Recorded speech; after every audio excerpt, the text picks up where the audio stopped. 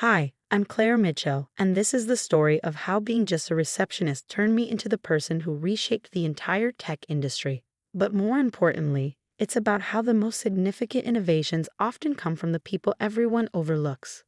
For 3 years, I worked as a receptionist at Nexus Technologies, my father's software company. Not exactly the position you'd expect from the daughter of the CEO, especially someone with a computer science degree from MIT.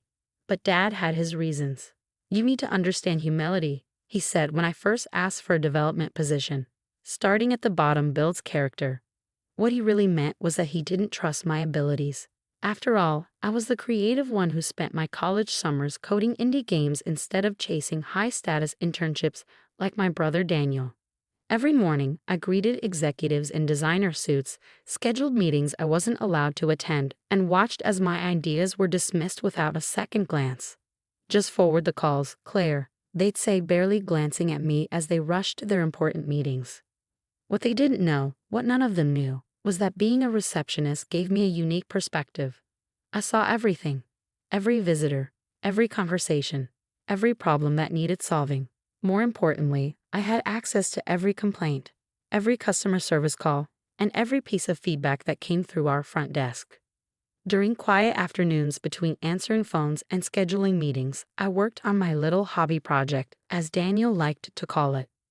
It started as a simple tool to manage the constant flow of visitor traffic and meeting schedules, but it grew into something more. I noticed patterns in our customer complaints, gaps in our service delivery, and inefficiencies in our workflows that nobody else seemed to see. So I built solutions. Small ones at first: automated scheduling, visitor tracking, predictive analytics for customer service loads. By my second year, I had developed a comprehensive AI-driven system that could revolutionize how companies handle customer interactions. Dad never noticed. He was too busy grooming Daniel, fresh from his Harvard MBA, to take over the company. Daniel, who couldn't write a line of code to save his life, but could talk for hours about market penetration and synergistic opportunities.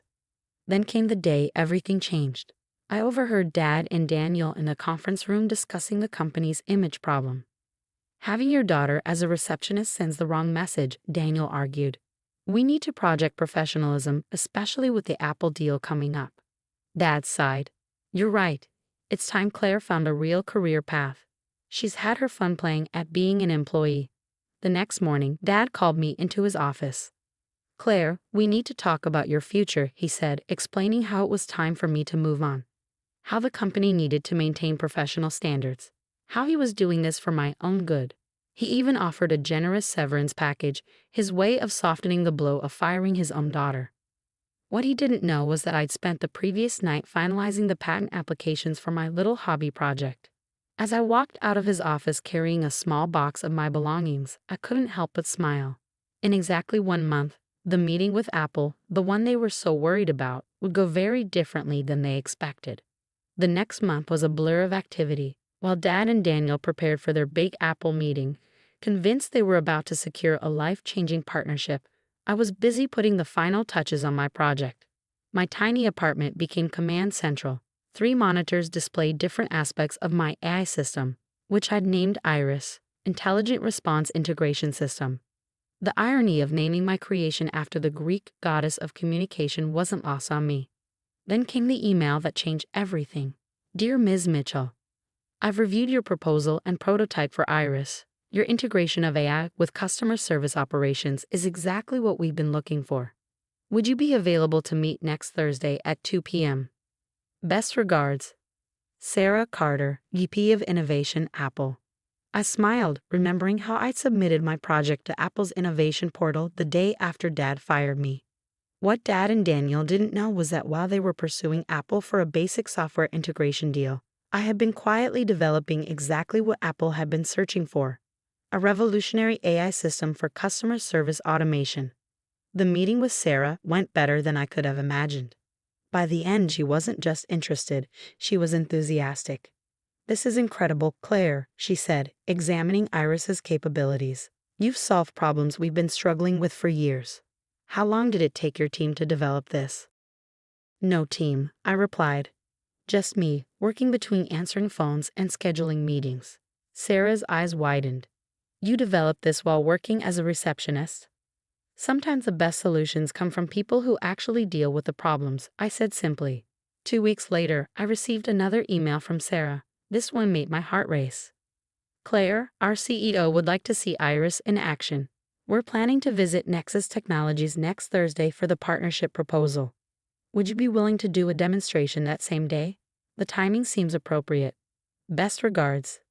Sarah Carter, VP of Innovation, Apple. I grinned as I typed my response. Dad and Daniel had no idea that Apple's interest in Nexus Technologies was about to take a very unexpected turn. The day of the meeting arrived. I dressed carefully in a sharp charcoal suit, no more business casual receptionist attire. As I walked into the Nexus Technologies lobby, Emily, my replacement, didn't recognize me at first. I'm here for the Apple meeting, I said, enjoying her double take. Oh, Ms. Mitchell, I'm so sorry, I didn't. It's fine, I assured her, hearing familiar voices approaching from the conference room. Dad and Daniel rounded the corner, deep in conversation with Apple's CEO and Sarah.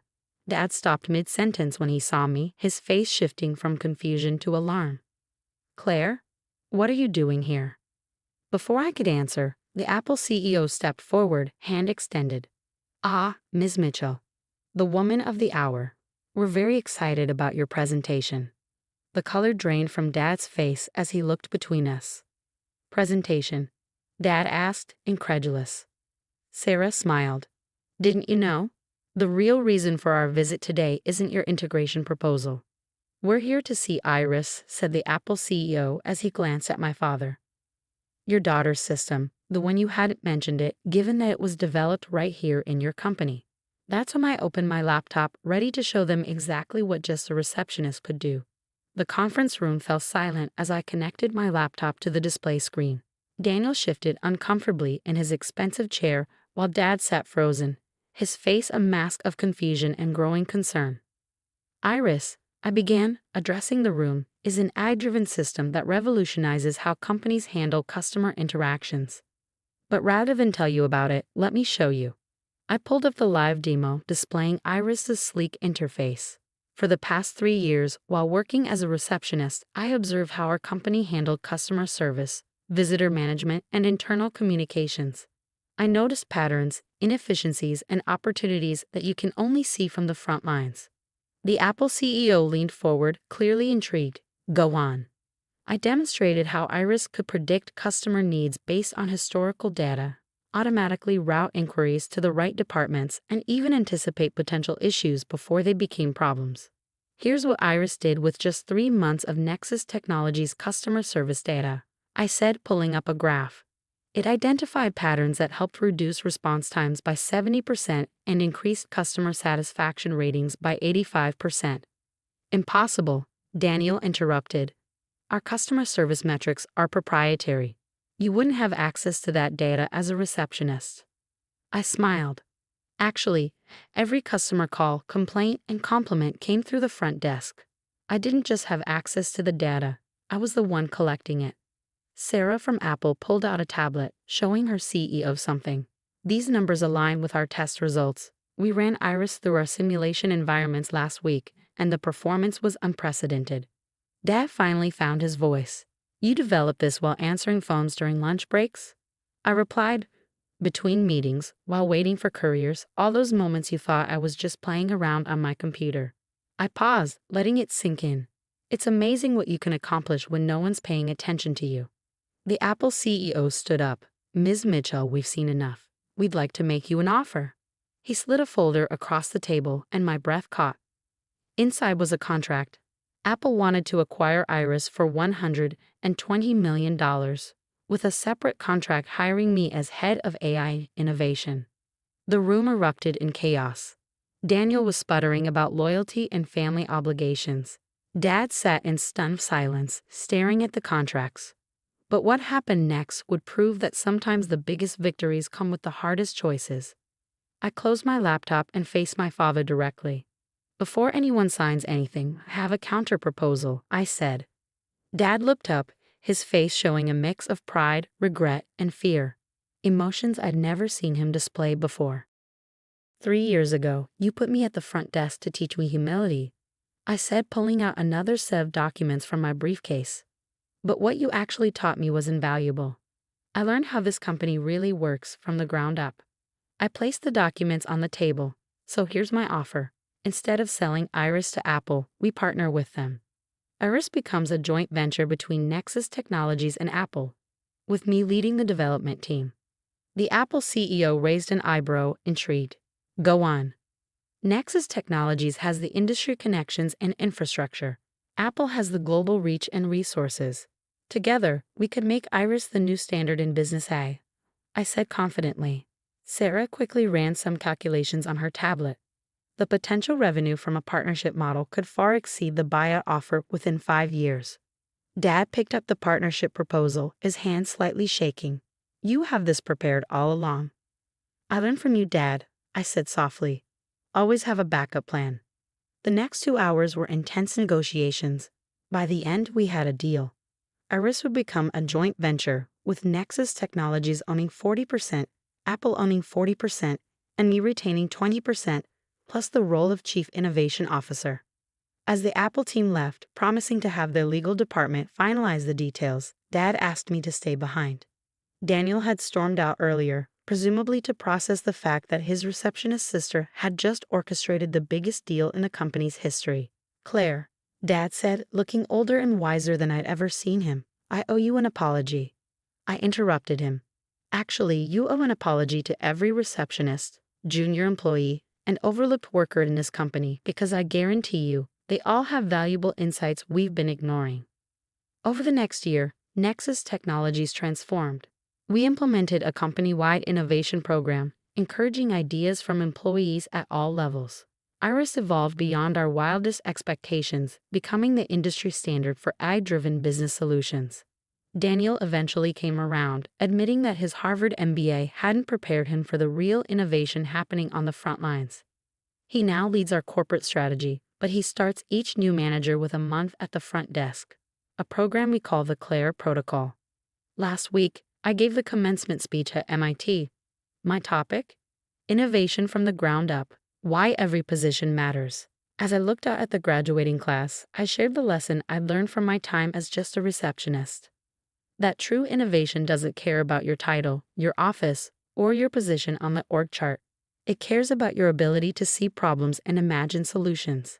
Dad attended the speech, sitting proudly in the front row. These days, he spends more time listening to his employees and less time making assumptions about their potential. The company's performance reflects this change. Our stock price has tripled, and our employee satisfaction ratings are at an all-time high. As for me, I still keep a photo of my old reception desk in my corner office. It reminds me that sometimes the best view of a company isn't from the top down, but from the ground up, and that the next revolutionary idea might come from the person answering your phones, if only you're willing to listen. After all, I'm living proof that you should never underestimate just a receptionist.